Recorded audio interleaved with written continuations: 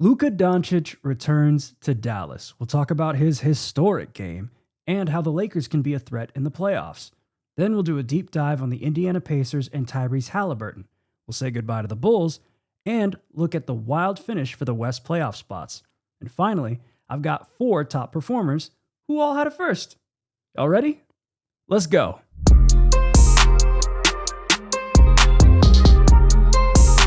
What's going on, guys? Welcome back to the Control Room. I'm your host, Esrael Johannes. Now, Luka's return to Dallas was one of the most emotional things I've seen in basketball in a long time. And some of the editors on staff at the Mavericks were my former colleagues.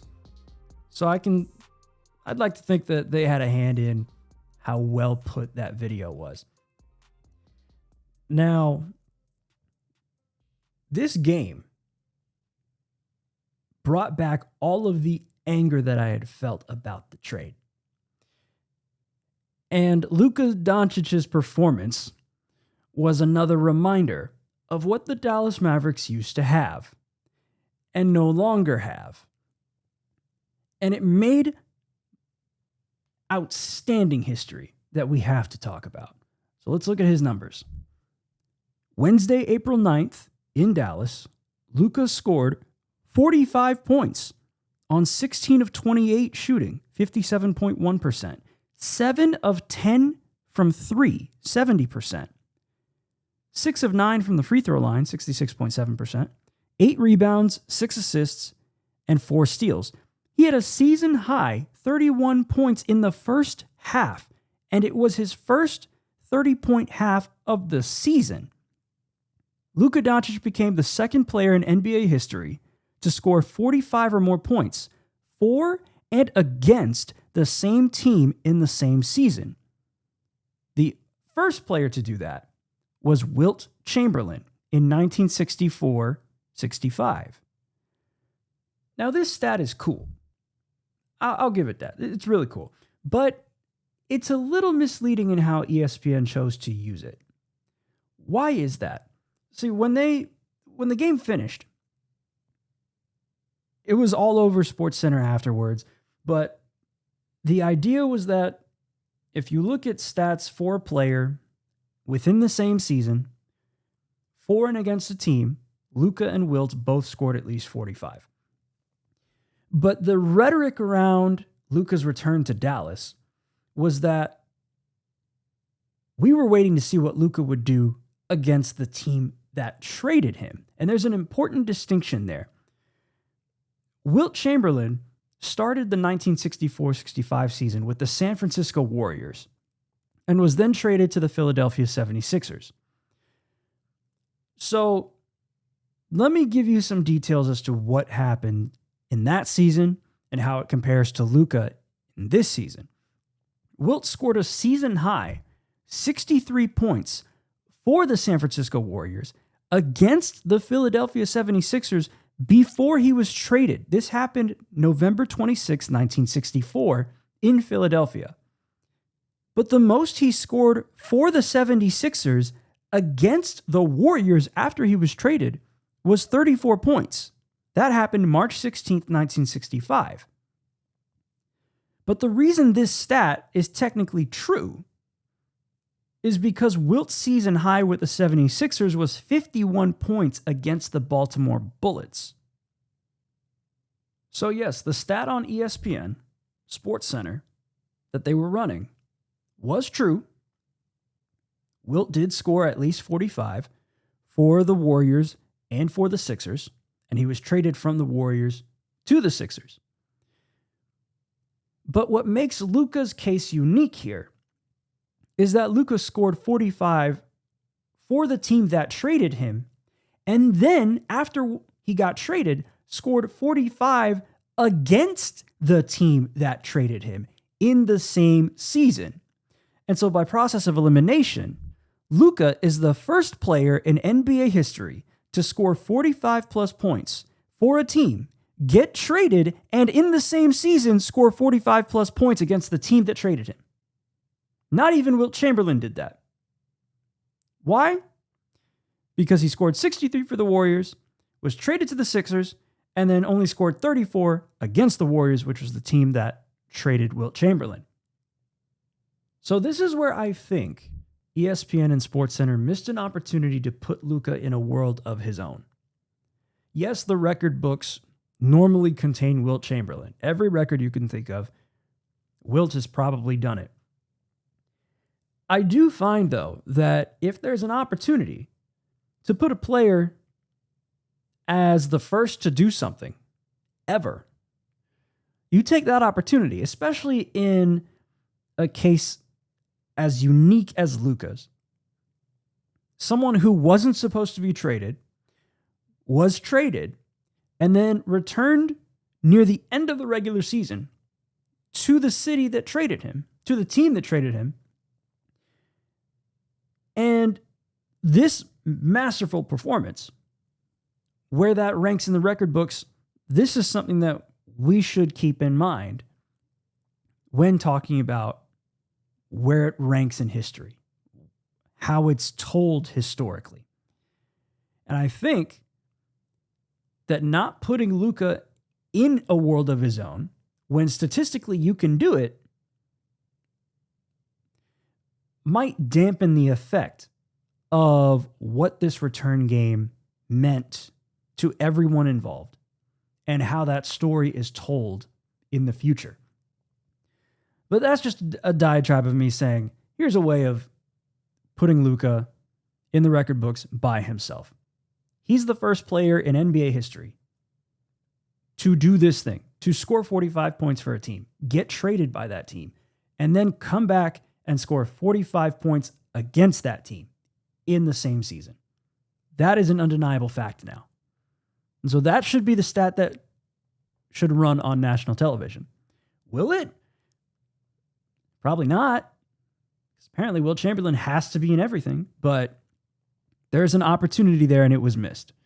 So let's move on and talk a little bit more about Luka and how he's transformed the Lakers, because their three-point shooting has gotten better.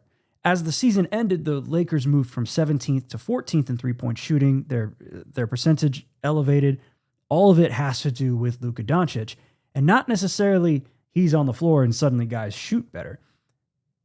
I mentioned previously in this season that Luka had the best shot creating season of any player in NBA history.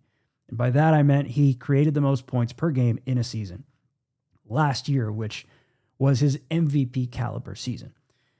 So let's look at what the Lakers have done before February 10th, which was his debut with the Lakers, and since February 10th in terms of their three-point frequency percentage. These numbers reflect the Lakers' three-point field goal frequency percentage based on the nearest defender. And so the first line talks about if the nearest defender is within 2 feet of the shooter. That's known as very tight coverage. The Lakers' three-point field goal frequency percentage is 0.2% before February 10th, which is Luka's debut. And they converted only 12.5% of those shots. If the nearest defender was 2 to 4 feet, which is tight coverage, their frequency percentage is 3.8%, and they made 27.2% of those shots. 4 to 6 feet, the frequency percentage is 16.5%, and they made 34.9% of those shots. And if a Laker was wide open, which is 6+ feet, their frequency percentage was 19.1%, and they made 38.6% of those shots. Since Luka's Laker debut on February 10th, the Lakers' three-point field goal frequency percentage in very tight coverage was 0.3%, and they made 25% of those shots. In tight coverage, 2 to 4 feet, their frequency percentage was 4.3%, and they made 34.5% of those shots. When Lakers were open, 4 to 6 feet, their frequency percentage was 20.3%, and they made 35% of those shots. And when a Laker was wide open, their frequency percentage was 22.6%, and they made 41.3% of those shots. And so before February 10th, they had 19 games where they shot at or below 33.3% from three, which tied the 12th most in the NBA, and they had an 8-11 record in those games. Since February 10th, the Lakers have had 7 games shooting at or below 33.3% from 3. That ties the fewest games in the NBA, and the Lakers had a 3-4 record in those 7 games. But they've only had 3 games since March 1st shooting at or below 33.3%, which is the fewest in the NBA, and one of those games was the season finale against Portland where Luka didn't even play. Now that we understand that dynamic of the Lakers' three-point shooting and how it's improved with Luka on the floor, let's look at how the Lakers' offense has transformed. Because the identity used to be you're going to live in the paint, especially with Anthony Davis on your roster. That is not the case anymore, and you're going to see it in these numbers here. Before February 10th, the Lakers had a 114.4 offensive rating, which was 9th. Their paint points per game was 50.4, which was 12th. They scored 11.8 second chance points per game, which was 28th. 16.2 fast break points per game, which is 12th. 16.2 points per game off turnovers, which is 23rd. And 32.2% of their points were generated from 3, which was 25th. Since February 10th, the Lakers' offensive rating was 115.9, which was 14th. They scored only 44.4 paint points per game, which was 26th. 13 second chance points per game, which was 23rd. 13.3 fast break points per game, which was 27th. 16.5 points per game off turnovers, which was 17th. And a whopping 39.9% of their points generated from 3, which was second in the league. And in their last 15 games, they shot 40% from 3, which is 4th best in the NBA. So right there, you can tell statistically, the Lakers' offense has transformed with Luka Dončić on the floor. Of course, he can go in the paint. LeBron can still cut to the paint. You're going to have open baskets at the rim, Jackson Hayes getting lobs.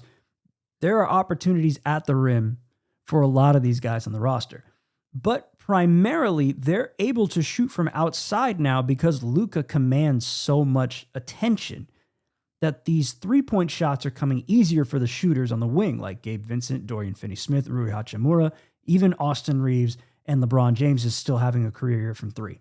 So there are options on top of Luka Dončić where they can shoot from 3, and that makes them way more dynamic, multi-dimensional as an offense. 2 stats to keep in mind for the Lakers and something to watch for as they roll through into the playoffs. Turnovers and rebounding. Their turnovers before February 10th, they had 18 games before February 10th with 15 or more turnovers, and they had an 8-10 record in those 18 games. Since February 10th, they've had 13 games with 15 or more turnovers and a 7-6 record. Obviously, you don't want to have that many turnovers. That was around the average in the league. So you want to keep it low. Luka's going to be pretty ball dominant, and he tends to turn over the ball a little bit more than a lot of people would like, but that tends to happen with point guards outside of one we will talk about later. But that is something to keep in mind. If the Lakers have way too many turnovers, that's going to limit their offensive potential in a playoff game and potentially a series. But then rebounding is even more important because the Lakers were out-rebounded in 27 games before February 10th, and they were 13-14. Since February 10th, they've been out-rebounded in 15 games, and they have a 7-8 record. They have the 5th best record in the NBA this season when out-rebounded, and that is 20-22. There are only 3 teams above 500. That's OKC at 31-11. Ridiculous. Cleveland is second at 19-13, and Boston is third at 19-15. That is part of what makes you a championship contender, when you can overcome deficiencies on the boards. And if you actually don't have deficiencies on the boards, because when you think about it, Cleveland and Boston actually out-rebounded their opponents way more often than they get out-rebounded. So for the Lakers, they've played in 42 games, which is 1 game more than half of the season, where they've been out-rebounded. And all of those other categories that come into play offensively can help suppress the damage that can be done when you're not able to rebound the basketball. But if you're able to out-rebound opponents, depending on the matchup, you're going to set yourself up really well if you're the Lakers. Now let's look at their defense, because that's the other side of the ball. by play type. I did this for the Mavericks before. The Lakers defense this season with NBA ranks with these different categories. In isolation, they allow 0.86 points per possession, which is 8th in the NBA. This is across the whole season. In transition, they allow 1.12 points per possession, which is 11th. When they defend the pick and roll ball handler, they allow 0.81 points per possession, which leads the league. Off screens, they allow 0.88 points per possession, which is 2nd in the NBA. And on putbacks, they allow 1.1 points per possession, which is 17th. One thing that they're not necessarily good at is off of handoffs and defending the roller in pick and rolls. On handoffs, they allow 1.01 points per possession, which is 26th. And when defending the roller in pick and roll, they allow 1.12 points per possession, which is 21st. And so that's something that they will have to shore up as they prepare for the playoffs. You shore up your pick and roll defense, keep shooting good threes because they're going to come, let Luka cook when he has his matchups, and here's something else I should mention. Defend the three. As it's used more and more offensively in today's NBA, if you can defend the three, you have a good chance yourself. The Lakers allow only 35.6% from three overall. That is 8th in the NBA. And the best zone that they defend is the right corner three. So if you see somebody in the right corner against the Lakers, know that that is the best spot for them as a defense. The right corner three, opponents shoot 33%. That leads the league from the right corner. So that is something to keep in mind as the Lakers move forward in their matchup against Minnesota. Next up, we've got the Indiana Pacers, Tyrese Haliburton, as we also say goodbye to the Bulls and look at the West playoff race. That's coming up next.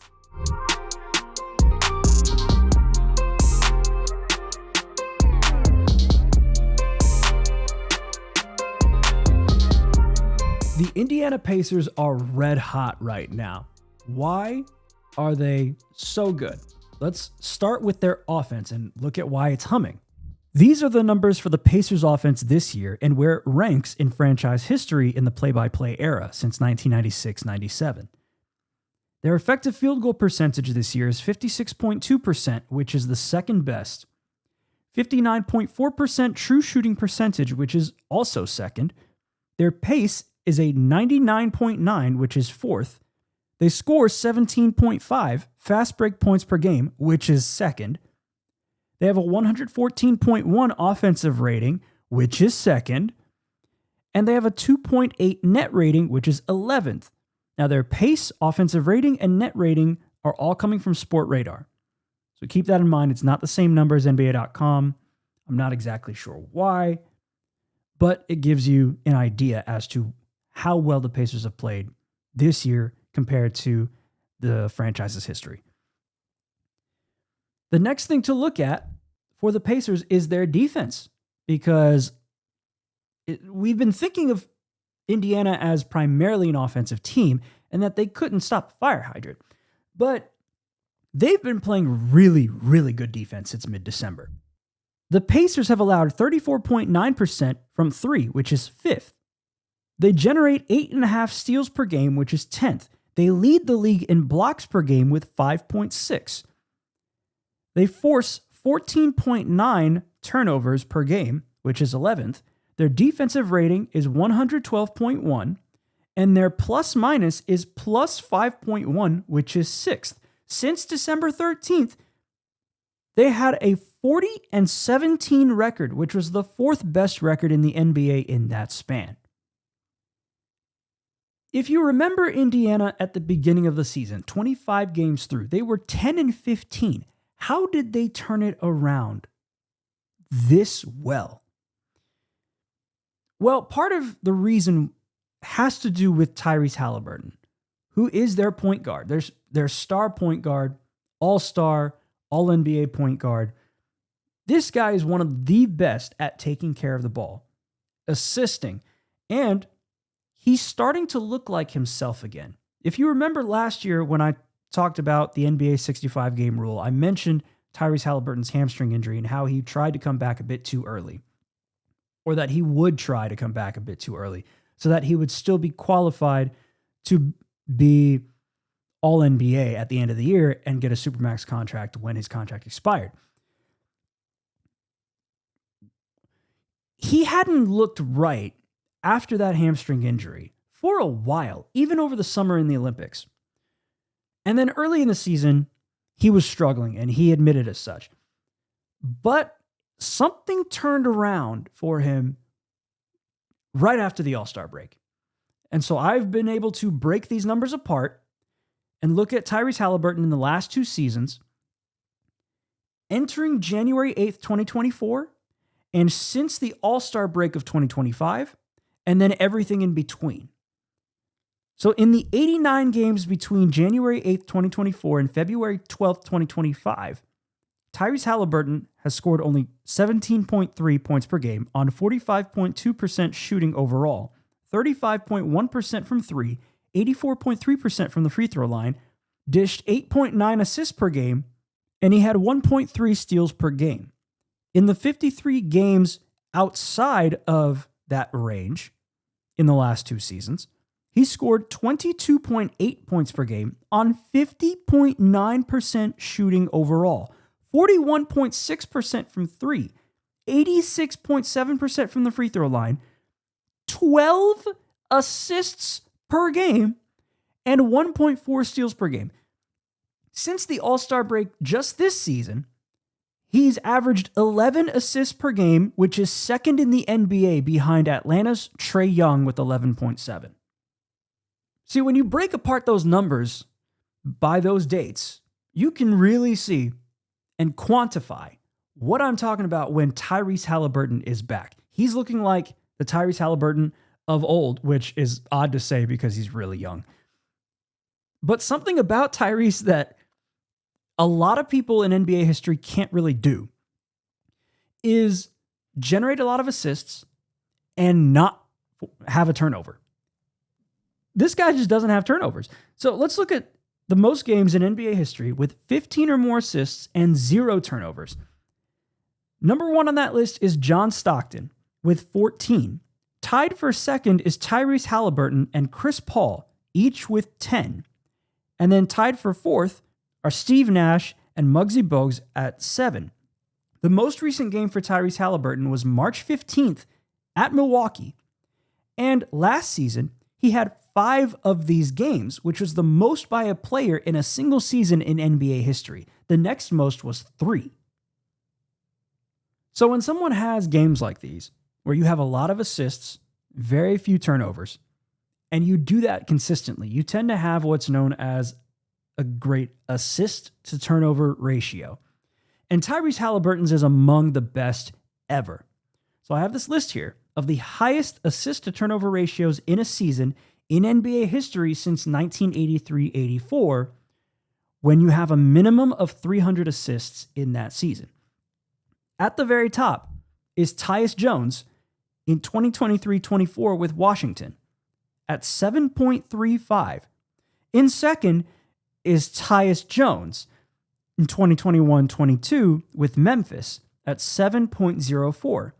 In third is Tyus Jones in 2018-2019 with Minnesota at 6.96.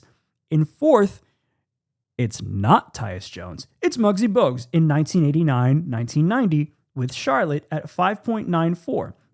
In fifth, oh my God, it is Tyus Jones.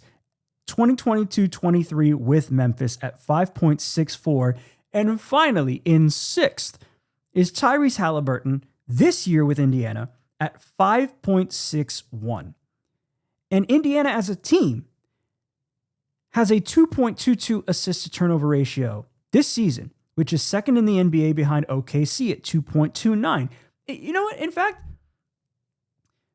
how about we take a look at that, where that ranks in NBA history? I got something for you. The highest assist to turnover ratios in a season in NBA history in the play-by-play era since 1996-97 for a team. Last year's Indiana Pacers was at 2.38. Last year's Denver Nuggets was at 2.33. In third, this year's Oklahoma City Thunder at 2.29. In fourth, last year's Boston Celtics, who won the championship, at 2.25. And in fifth, it's the Indiana Pacers again this year at 2.22. What's even more impressive is that their assist-to-turnover ratio since December 13th, that same date I mentioned before, is a 2.44, which is first in the NBA. That is actually insane. It is diabolical how good Indiana is at not turning the ball over and generating a lot of assists. They are a fast-paced offense. They move, they run, they tire you out. They are like what Steve Nash was back in Phoenix in the mid-2000s, but much more efficient, much faster, much better. And they are going to be a formidable opponent in the playoffs, at least in the first round. And then if they get past Milwaukee, the second round against potentially Cleveland. They're going to be a tough out for anybody. So keep your eye on the Indiana Pacers and especially on Tyrese Haliburton, because who knows? They might shock us again like they did last year. Now, let me do a quick transition, a windy transition, to the Chicago Bulls and say goodbye, give them a postmortem. I had these stats before they got eliminated by Miami. I did not expect them to get torched at home, but they did. So let's use these numbers to formulate an idea as to what they could be next year if they retain Josh Giddey, who's a restricted free agent in the summer. Since March 6th, the Bulls had a 15-5 record, which is tied for the fifth best in the NBA. They scored an average of 122 points per game, which was third. They scored 21.9 fast break points per game, which was first. Scored 57.7 paint points per game, which was first. They had a 60.4% true shooting percentage, which was sixth. And on the defensive side, they allowed 45.3% shooting overall, which was third. And they allowed 33.6% shooting from three, which was second. And then on top of that, their efficiency numbers, they had a 117.3 offensive rating, which is ninth, a 110.6 defensive rating, which is seventh, and a 6.6 net rating, which is also seventh. Now, of course, how did the Bulls go 15-5 in their last 20 games going into the play-in tournament? It had a lot to do with Coby White, who had an outstanding month in March, and Josh Giddey, who after the trade of Zach LaVine from Chicago to Sacramento, stepped up in this point guard role for the team. And suddenly you started to see what you saw from him in Oklahoma City when SGA was hurt. This duo here, since March 6th, Coby White played in 19 games, Josh Giddey played in 13. Coby White scored 26.1 points per game on 51.1% shooting overall, 39.1% from three, grabbed 4.6 rebounds, dished 4.1 assists, and scored a league best 7.3 fast break points per game.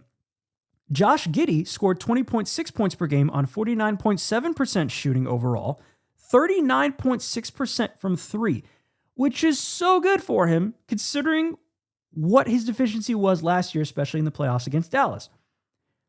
He averaged 10.7 rebounds per game. He's averaged a double-double since March 6th.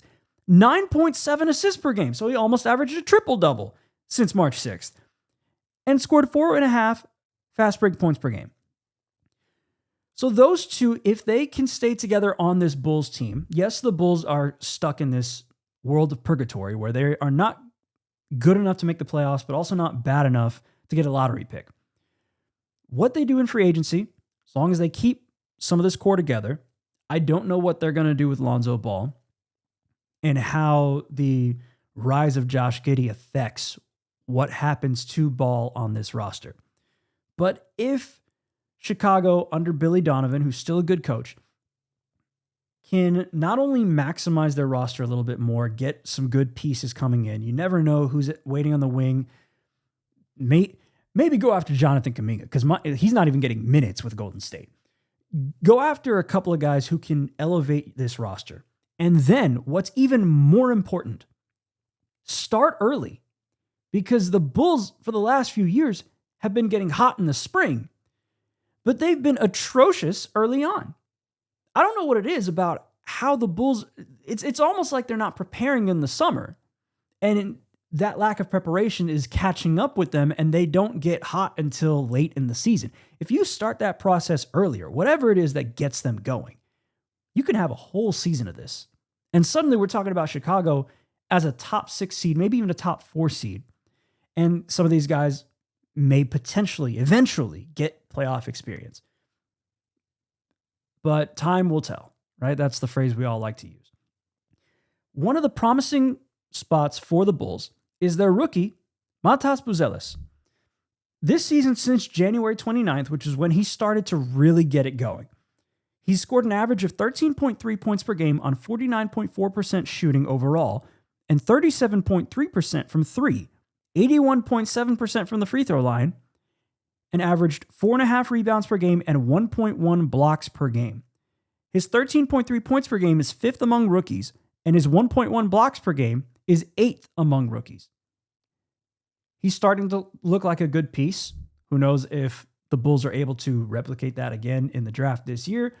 If not, maybe they can use some of that cap space, not only to bring back Josh Giddey, but also try to get one of those other free agents, maybe multiple free agents, to really put this roster in a good spot and prepare for next year and start that earlier.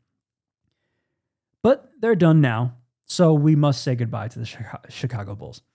Moving on, we've got the Wild West playoff race entering the final day. There were a multitude of scenarios that I even couldn't figure out when it came to tiebreakers. And so the NBA was able to lay it out going into Sunday, April 13th. These 4 teams were stuck between 4 through 7. The Denver Nuggets were at 4th, the LA Clippers were 5th, the Golden State Warriors were 6th, and the Minnesota Timberwolves were 7th. Denver could have finished anywhere between 4th through 7th. The Clippers could have finished 4th, 5th, or 7th. The Warriors could only finish 6th or 7th. And the Timberwolves could finish anywhere between 4th and 8th. And so Sunday, April 13th, Denver was going to play in Houston. The LA Clippers were going to play in Golden State. And Utah was going to play in Minnesota. Here is the NBA scoreboard for the season finale, which was Sunday, April 13th. The Pistons lost to the Bucks in overtime, 140-133. The Bulls beat the Sixers 122-102. The Wizards beat the Heat 119-118. The Pacers beat the Cavaliers 126-118 in double overtime. The Knicks beat the Nets 113-105. The Celtics beat the Hornets 93-86. The Hawks beat the Magic at 117-105. The Kings beat the Suns 109-98. The Trailblazers beat the Lakers 109-81. The Clippers in overtime beat the Warriors 124-119. The Spurs beat the Raptors 125-118. The Thunder beat the Pelicans 115-100. The Timberwolves beat the Jazz 116-105. The Grizzlies beat the Mavericks 132-97. And the Nuggets beat the Rockets 126-111. And so with all of those results coming in on the final day, here are the Western Conference final standings. Oklahoma City clinched the best record in the NBA. And so if they make the NBA Finals, they will have home court advantage, no matter who they would face. They are the 7th team with 68-plus wins in a season in NBA history, and it's the first time in franchise history. There are also 5 50-win teams for the second straight season, which is the first time for either conference since the Western Conference did it in 2012 through 2015, 3 seasons. The Rockets are in second at 52-30. The Lakers are in third at 50-32, and we're going to start seeing tiebreakers play right here. The Nuggets are in fourth with the same record as the Lakers. The Clippers are in fifth with the same record as the Lakers and Nuggets. The Timberwolves moved up to sixth at 49-33. The Warriors were in seventh at 48-34, as well as the Grizzlies, but the Grizzlies are in eighth. The Sacramento Kings finished 9th at 40-42, and the Dallas Mavericks finished 39-43 in 10th.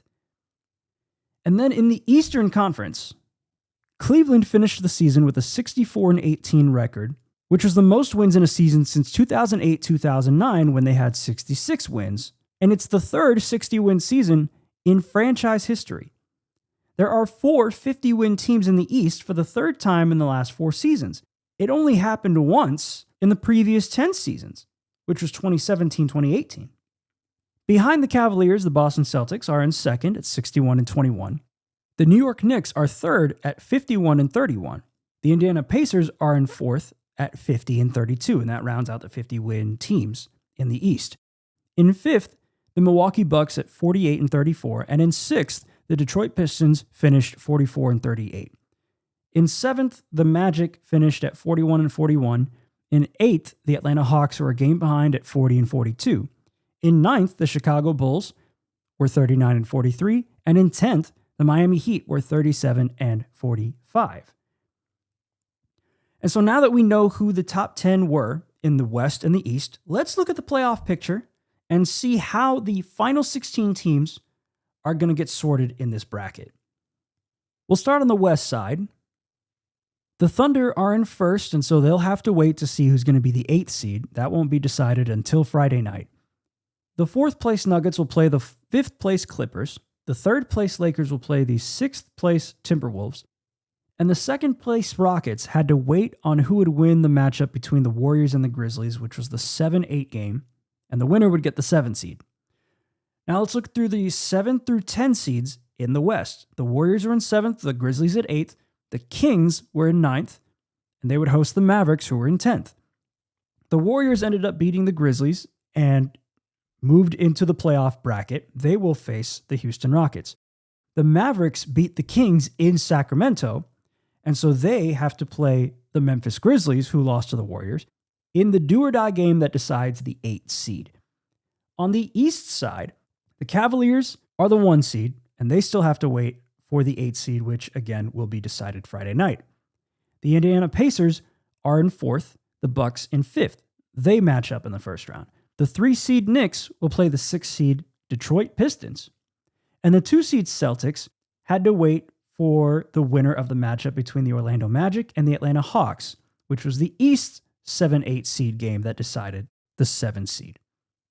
The Magic won at home against the Atlanta Hawks, and so they've moved into the playoff bracket, and they will play the Celtics in the first round.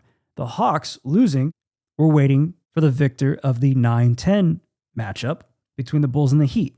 And the Heat won that game, so the Heat will now travel to Atlanta and play a do-or-die game for the right to be the 8th seed and play Cleveland in the first round.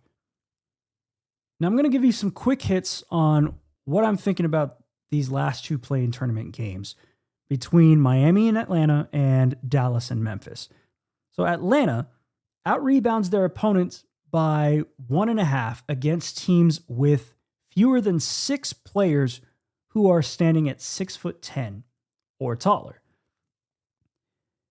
And they get out-rebounded by 0.4 against all other teams. And so they had a bit of that problem against Orlando because Orlando is a very tall team. Miami's not exactly the same in terms of stature. Atlanta this season is 11-23 when out-rebounded, and they have the 3rd worst 3-point defense in the NBA, allowing 37.7% from 3. They also commit 15.5 turnovers per game, which is 26th. That's not good. And allows 19.3 points per game off turnovers, which is also 26th. That feeds right into the hand of the Miami Heat, who generate a good chunk of their offense off of turning you over. Or at least they limit your offense by turning you over. But Miami's stats this year, they shot 40.9% from 3 in the last 15 games. So they're pretty hot right now. And that's 3rd in the league. They shot 13 of 35 Wednesday in the first play-in game against Chicago, and that was a 37.1% three-point percentage.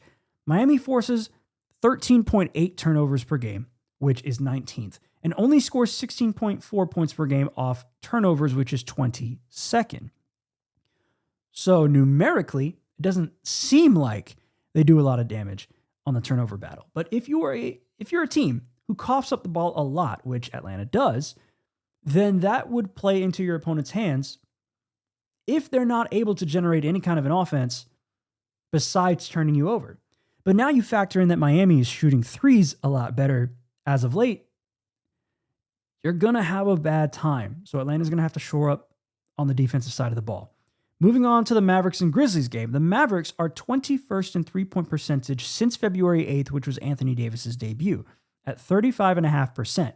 But they shot 14 of 28, which is 50% from three Wednesday in Sacramento. Sacramento, though, is the worst three-point defense in the NBA. They have allowed 38.1% from three all year long. Memphis is a different opponent. They allow 36% from three, which is 15th, right in the middle of the league. Another note about Dallas, though, is that they have the number 2 transition defense in the NBA all year long at 1.05 points per possession. But they have the second worst paint defense this season, allowing 52.8 points per game in the paint. Since February 8th, they've allowed 58.7 paint points per game, which is 30th. And since the All-Star break, that number is 58.3, which is also 30th. That's the third worst paint defense for any team after the All-Star break since 2003-2004. But you can attribute that to the fact that they had so many injuries in the front court to Derek Lively, Daniel Gafford, and Anthony Davis, and especially all three of them at once for an extended period of time. And so when you look at these numbers for Dallas, you can't really use that in a do-or-die game when all three are now available. That's just something to keep in mind. Before February 2nd, they've allowed 49 paint points per game, which was 19th. And so the wings are all still there. You don't have Kyrie Irving due to the torn ACL, but Najee Marshall has been running point guard. Klay Thompson is still hitting threes from outside. Brandon Williams has found a way to break through and score at an efficient clip, even though he doesn't get a lot of minutes. And then Dante Exum, for some reason, can just play out of a broken hand surgery. So you do have options in your backcourt that will at least give the front court a chance to dominate in the paint if they can. And then let's also look at Memphis here, because this is an important note to mention. I've mentioned out rebounding with the Lakers. Memphis is one of the best rebounding teams in the league. They are at 47.3 rebounds per game this season, which is second. And they score 58.5 paint points per game, which is second. But they have 15.7 turnovers per game, which is 28th. So you have your backcourt in Dallas and your front court who can all steal the ball. Your front court can block. You can get out in transition. There are ways to make Memphis pay for their turnovers. And if they don't even turn over and you're able to get some blocks, you can just get out and run. So there are options here for the Mavericks to potentially upset Memphis, especially if Ja Morant isn't able to go with that ankle injury he suffered against Golden State. That being said, the Mavericks have to play as well as they did against Sacramento. They've got to force a lot of turnovers. They got to get out and run. Memphis has to find a way to limit those turnovers and limit the fouls that they are committing. Because Jaren Jackson Jr., he's a foul machine because he goes up and blocks all the time. Zach Edey's a rookie. He's not going to be able to prevent himself from getting fouls. And then Santi Aldama, if he fouls out or if he gets into foul trouble early, he's going to be a missing weapon that the Memphis Grizzlies are going to need against a Mavericks team that has fortified themselves defensively. That's just something to look forward to in those two games. In a do-or-die game situation, you never know what's going to happen, especially we saw Ja tweak an ankle, so you just never know how this is going to go. Let's move on to the next segment where I talk about 4 top performers who all had a first.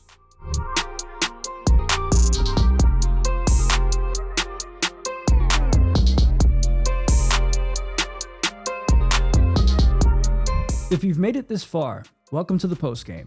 Here are the top performers for this episode, starting with Giannis Antetokounmpo. April 3rd at Philadelphia, he scored 35 points on 12 of 19 shooting, 10 of 11 from the free throw line, 17 rebounds, 20 assists, and 2 steals. He became the first player in NBA history with a 35-point, 17-rebound, 20-assist triple-double. And it was the first of 4 triple-doubles this month. He's had the second most triple-doubles in any month of his career, with 5 in January of 2024. By the way, the 20 assists were a career high. Moving on to our next top performer who had a career high, Wendell Carter Jr. of the Orlando Magic, April 8th against the Hawks. This was before the regular season ended. He scored 17 points on 6 of 9 shooting, 4 of 6 from the free throw line, 9 rebounds, 6 steals, a career high, and 3 blocks. Those 6 steals tie the most by a center in franchise history. Going out west, we have Ivica Zubac of the LA Clippers, April 9th versus the Houston Rockets. He scored 20 points on 9 of 13 shooting, 2 of 2 from the free throw line, 11 rebounds, 10 assists, and 1 steal. This was his first career triple-double. Shout out to Big Zoo. And now, one more that I had to add after Wednesday. Tyler Hero, Wednesday at Chicago in the play-in tournament, 38 points on 13 of 19 shooting overall, 3 of 7 from 3, 9 of 10 from the free throw line, with 5 rebounds and 4 assists. Those 38 points were the most ever by a Heat player in play-in tournament history. So shout out to those 4 guys for being this episode's top performers. In the next episode, we're going to get through all things playoffs, all 8 series, all 16 teams once this bracket is finalized. Now let's look at the end of the play-in tournament schedule. Friday, April 18th, the number 10 Heat will play the number 8 Hawks at 7 p.m. Eastern on TNT, True TV, and streaming on Max.